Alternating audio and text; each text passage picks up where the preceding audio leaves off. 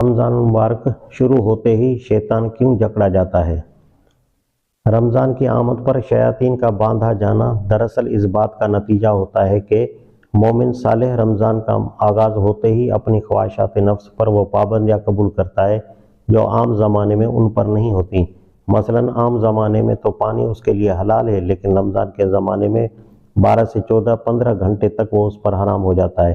عام دنوں میں اس کے لیے کھانا کھانا اور خواہش نفس کو پورا کرنا بشرطے کا جائز طریقے سے وہ حلال ہے، لیکن رمضان کے زمانے میں یہ چیزیں کئی گھنٹے کے لیے اس پر حرام ہو جاتی ہیں۔ معلوم ہوا کہ ایک مومن پر رمضان کے مہینے میں اس کے نفس، اس کی خواہشات اور آزادی عمل پر ایسی پابندیاں عائد ہو جاتی ہیں جو دوسرے دنوں میں نہیں ہوتی۔ جب مومن ان پابندیوں کو قبول کر لیتا ہے اور اپنے آپ کو ان میں جکڑ لیتا ہے تو اس کا شیطان بھی جکڑا جاتا ہے۔ اگر مومن بھی اپنے آپ کو خواہش نفس کا غلام بنائے رکھنے اور شریعت کی پابندیاں قبول نہ کر رہے تو سمجھ لینا چاہیے کہ اس کا شیطان جکڑا نہیں گیا بلکہ بدسود کھلا پھر رہا ہے اور اپنا کام کیے جا رہا ہے۔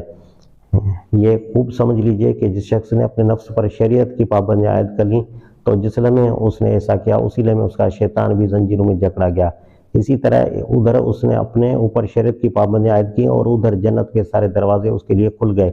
اور دوزخ کے دروازے بند کر دیے گئے۔ یہ مفہوم شیطانوں کے جکڑے جانے کا، دوزخ کے دروازے بند ہونے کا اور جنت کے دروازے کھلنے کا،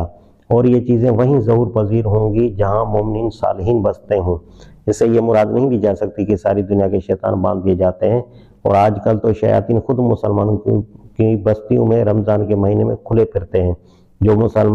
جو لوگ مسلمان ہوتے ہوئے اللہ تعالیٰ کے احکام کی خلاف ورزیاں